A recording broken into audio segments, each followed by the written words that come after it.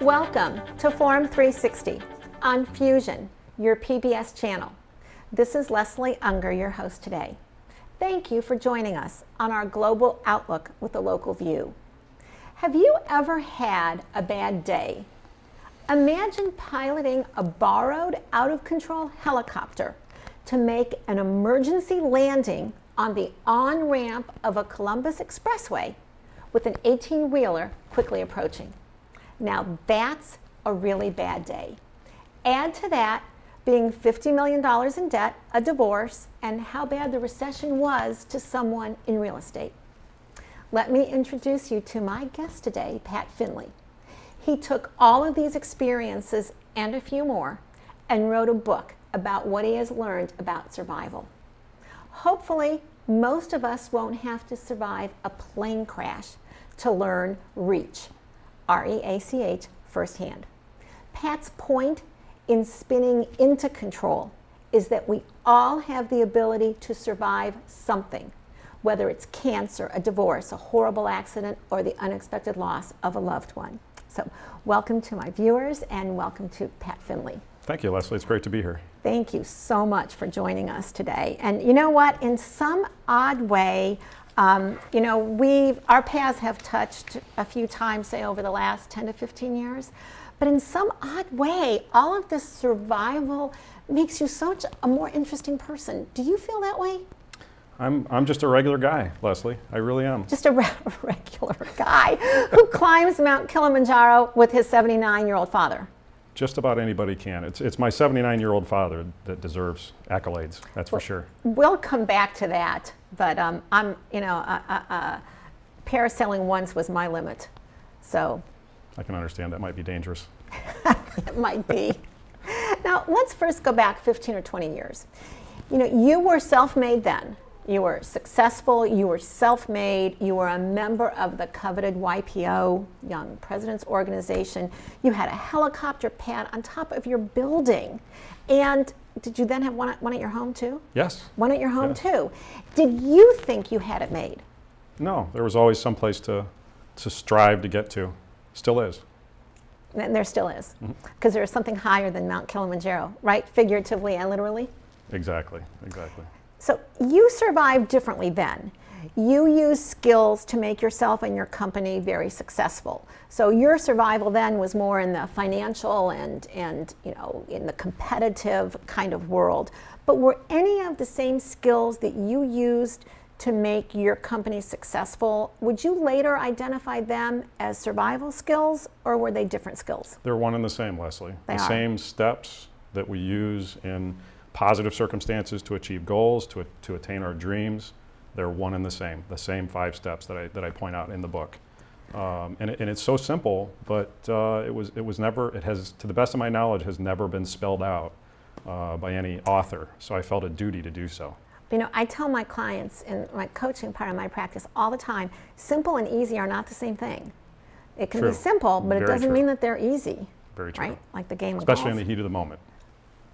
So let me ask you, how did you come up with your title? Because spinning into control, we usually think of spinning that it almost dictates that you're losing control of something. So tell us about the title, Spinning into Control. Well, I think when we're all in circumstances that we're feeling out of control, it's important to note that you have the ability to get it back into control. So the title, Spinning into Control, really is meant to bring the big question mark up. What does that mean? And when you dig into it, you see the true meaning of it is you're out of control to begin with, but you're spinning into control by your own devices, by your own choice. Now, this book and your story start out with a helicopter crash on an on-ramp in Columbus. What was the scariest thing? Because there were a few. To the reader, there were a few scary things. And I imagine to your passengers, there were a few scary things. What to you was the scariest thing about that crash? Well, I had been a pilot for quite some time. I'm a commercially rated helicopter and airplane pilot.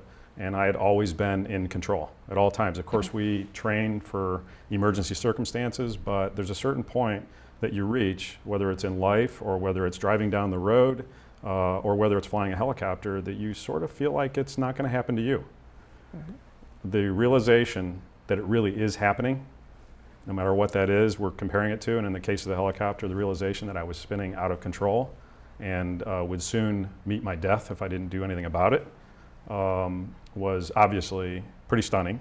I was adrenaline ridden, of course. It felt like I had a basketball in my throat as I was spinning around. The G-force blurred my vision, so therefore you have less and less ability to correct the issue. And counter to what you might think, the best thing for me to do was actually push down towards the ground to gain some speed and some control in that situation, which was essentially the deciding factor between life and death.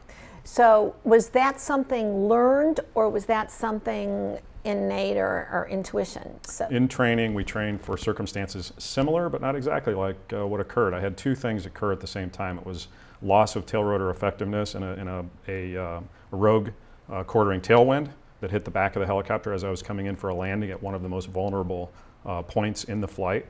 And also I was pretty heavy. I wasn't overweight, but I was heavy enough that aggravated the circumstances and increased the velocity of the spin. And I was pretty close to the ground. I was 120 feet. I was just above the treetops coming in for a landing, and the next thing you know, I'm spinning in circles. And so the reaction to that was at first to pull up, get away from the ground. You don't want to hit the ground, of course.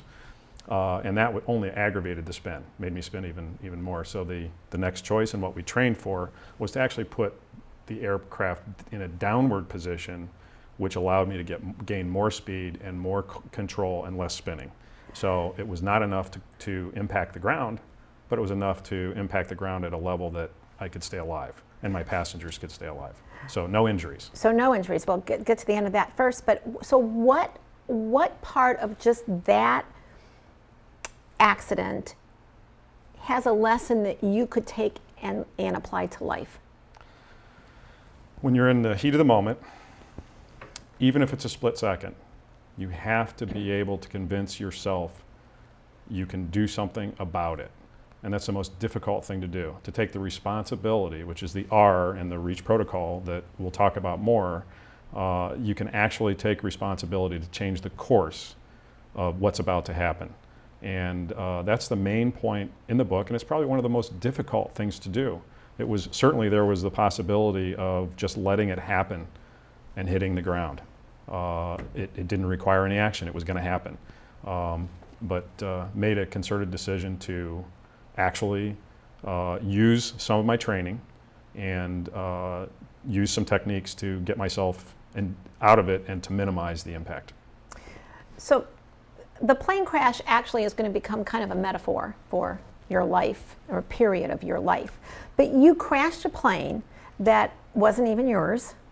You were going through a divorce. You were in a profession that was hardest hit by the recession, I would say, when you agree, and real estate. So now, how do you define adversity? So adversity is different for everybody. Everybody defines it differently, but what I've learned is that your own adversity, there is no comparison of adversity. When you're in it, it's a horrible circumstance, whether you have a flat tire on the side of the road or whether you have a sick child. It's just a very, very difficult circumstance that requires a cool head to be able to be proactive and empower yourself to solve your problems. So would you say that your REACH, your 5 steps, do they help a person, give them a strategy to have a cool head? You identified five steps to survive one's own adversity. So does that help you, do those 5 steps help you keep that cool head? It's a tool, like any tool in the toolbox. It's like a Swiss Army knife for the mind, if you will, whereby if you use these 5 simple steps, and in some cases you'll get halfway through the REACH protocol, the 5 steps, and you'll have to turn back and start over again. And the looping process itself will allow you to persevere and get through the circumstance, no matter what it is. So first, how did you develop the process of 5? And then if you could take us through that step. So how did you develop this process? How did you knowingly identify that you were going through or needed to go through these steps? Well, you mentioned the REACH protocol earlier. You mentioned the helicopter crash, the divorce, and the carnage that was the Great Recession of 2008, 2009, 2010.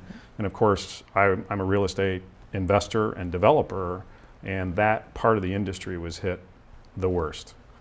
I managed to get through and survive through that carnage and those tough circumstances. And what I realized in the process was that it wasn't luck. And I became a student of survival. I wanted to know every survival. I wanted to read about. So what every does that survival. mean, a student of survival? So I decided to read books of circumstances that, plane crashes or people being stuck on the side of a mountain, some pretty desperate circumstances. Most of them much, much worse than my circumstance by far.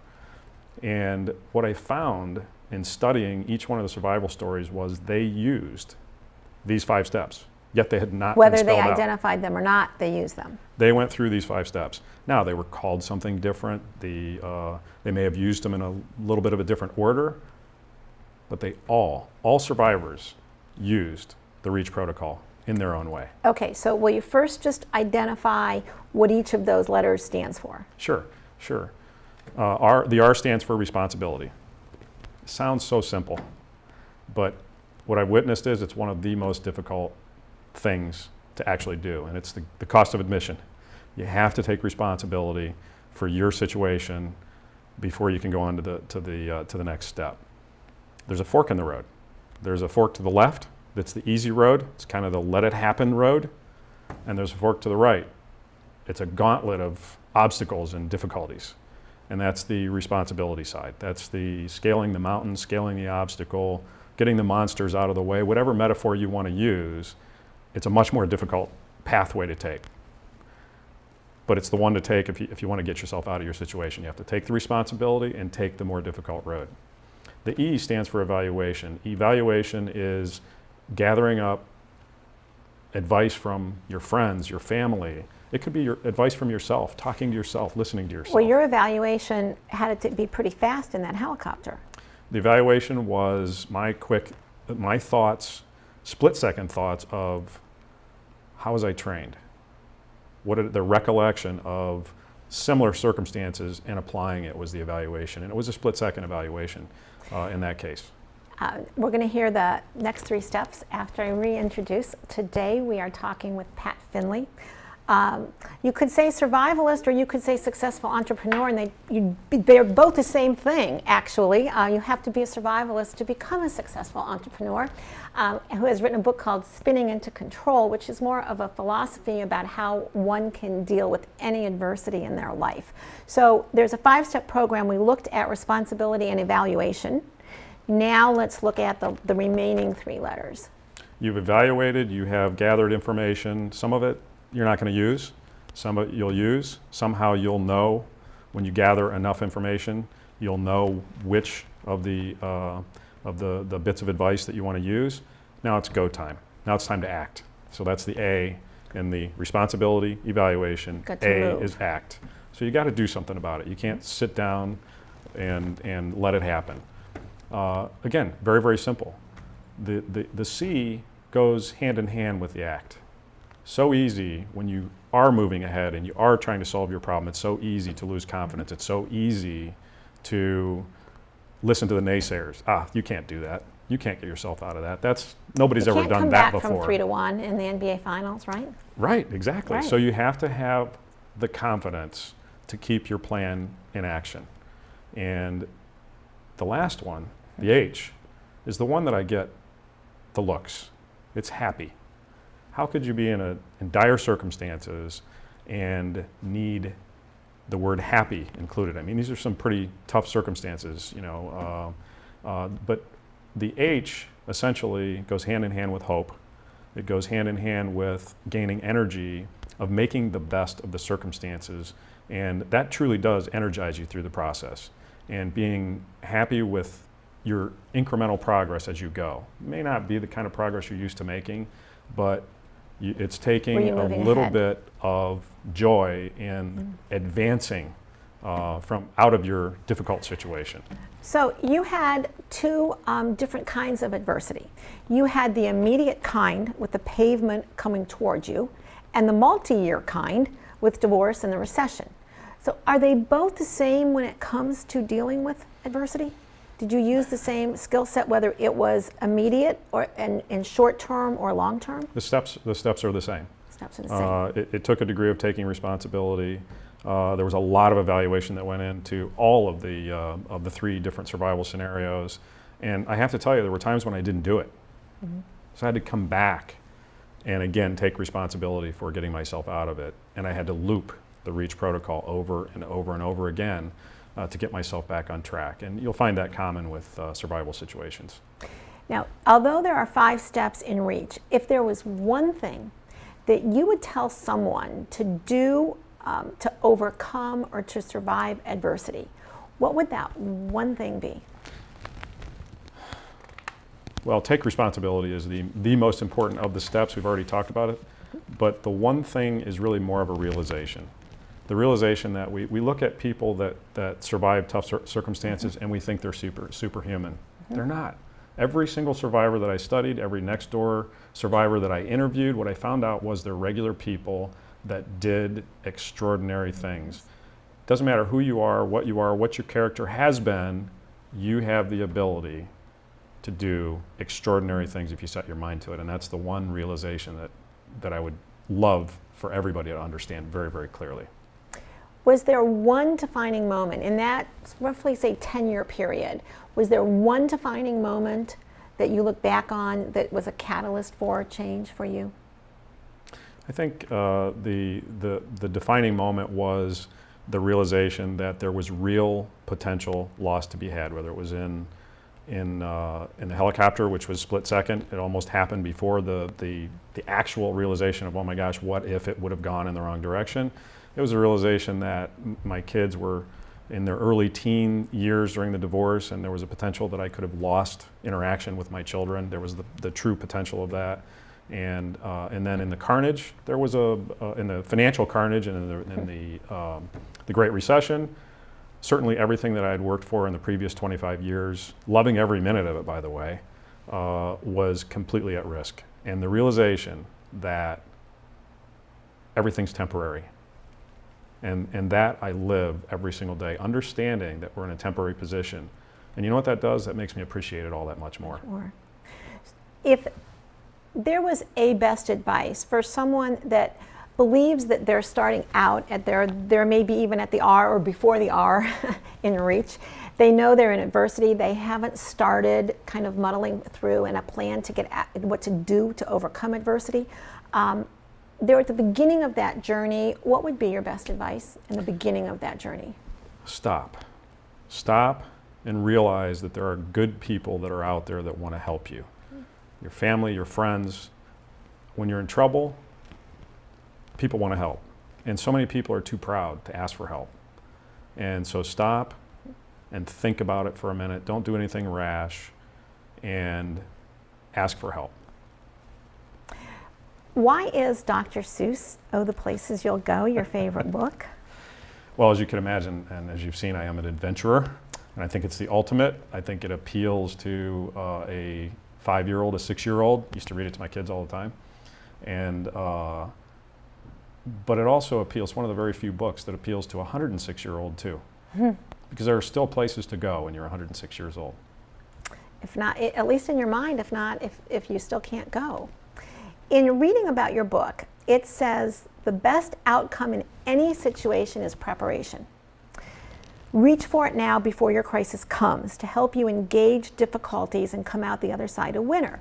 How can one prepare for life's adversity that we may not know what it's going to be? You know, I prepared and I didn't even know that I was preparing, besides the aviation training and martial arts training and preparing to climb a mountain, etc. What I really prepared for was I built relationships that those relationships made all the difference in the world during hard times. And so it's the golden rule. You're not just making a friend, but that friend is going to help you someday, and you're going to help that friend. So I began the process, unknowingly at the time, I began the process of doing charitable things and helping my friends out and taking that mentality. And what I found was during tough times when there's an avalanche, there were plenty of people helping me dig out. You had a safety net. You know, I call it like making your web, but you had a safety net. Yes. A web, something that could hold you when it felt like you were falling. Absolutely. We might look from the outside, and we look again at that helicopter, and we all, I think most of us have some kind of a fear of flying. You probably don't like it when you're not the pilot, right? I'd rather be the pilot. That's what I thought. So that kind of becomes the face of adversity for us, but what would you say has been the biggest crisis that you faced to date? Was it that helicopter, or is that helicopter crash just a figurative face for adversity? Well, as much as the helicopter crash, if you will, was the most dramatic and probably the most able to be talked about and most interesting, it was definitely the death of a family. The scorched earth divorce and the very, very difficult circumstances surrounding the divorce was the most impactful thing in my life that I carry with me today in a positive way because I've learned from it. But it was the most impactful of all, and certainly the most difficult, more difficult than a helicopter crash and more difficult than owing $50 million at one given time. That's huge. I think that's a huge lesson. This has gone by so quickly. In the minutes that we have remaining, I'm going to ask you for 1 or 2 word answers so that I can get through as many as I possibly can. I can't talk to you and not ask you something about climbing Mount Kilimanjaro with your father, who was 79 3/4 at the time. Why did you want to climb it? And you can't say because the mountain was there. Why did you want to climb a mountain? I was 50 and I was turning 50, and I actually turned 50 on the mountain, and I wanted to do something impactful and memorable. And also teach myself that when I'm 60, I've got a lot of work to do something as impactful. And can you answer for your father why a 79 3/4 man climbs Mount Kilimanjaro? He was sure he could do it. And he did. And he did. And he did. Urban legend has it that you had or have a door in your office that can automatically close from your desk when you're on the phone and in negotiation. Is that true, and why? It used to be true. I thought it was cool. I loved the gadget. Today, my door is always open. Is that a consequence of survival? This is very true. Yes. Yes. The last chapter, at the moment, you just returned from taking your now 2 grown sons to Europe. What can you tell parents that may be having a rocky relationship with their teen children or their children at some point? Have the faith and take the high road. It's, again, like taking responsibility. There's an easy road. Join in all the drama. The more difficult road is the one that's got the gauntlet. It's the one that has the obstacles, but it's the one that's going to lead you to the best place. And by all means, do your very best not to talk ill of the other spouse. Your kids understand. They know that, and they'll remember that. And there is another side. There is the other side. Your kids know who you are, much better than you think. So you just got back from Europe. What was the best thing about Europe? I spent 10 very condensed days traveling through Italy, Switzerland, Austria, Germany, Poland, and the Czech Republic, and it was a whir as we were doing it, and especially on the Autobahn. That was a lot of fun for me. I'm sure it was. But the best thing for me was realizing that my 22-year-old son and my 24-year-old son, that probably, as busy as their lives are going to be, that's the last time that the 3 of us will be together in that type of a medium, and that was the most impactful, having meals, being together, and just being. And what was the best thing about coming home to America? I love coming home. I love leaving, but I also love coming home because I appreciate it so much more. Yes. You can only run into so many guards with AK-47s and crowds, swarms of people before you really yearn for home. For home. Northeast Ohio especially. Did you ever look at someone and think they have it all? financial success before 40, they're a pilot, they drive a Mercedes, they have an office and a house with a helicopter pad, and then poof. They have to look deep inside themselves and decide if they are a survivor. Our guest today, Pat Finley, is all of the above, including that survivor part. He actually used as many survival skills here in Northeast Ohio, working and living, as he did when he successfully climbed Mount Kilimanjaro with his 79-year-old father, I might add. Spinning into control, he creates and explains his 5 steps to survive any adversity. Along the way, you will meet many seemingly normal, ordinary people, yet are inspirational and extraordinary, such as Wade, Hogue, Rick Duty, and Stephanie Schaefer. His journey began. The helicopter began to spin violently. Your spinning may look different. What is a common thread is a survivor's ability to spin into control, especially when you follow the 5 steps of reach. One I particularly liked that reunited an owner and a puppy. For Forum 360, for spinning into control, this is Leslie Ungar with my guest Pat Finley. Thank you for joining us on our Global Outlook. Thank you. Forum 360 is brought to you with support from Electric Impulse Communications, Kim and Harvey Nelson, Rubber City Radio Group, Acronist.com, Hudson Cable, Medical Mutual of Ohio, Forum 360 supporters, and the Shaw Jewish Community Center of Akron.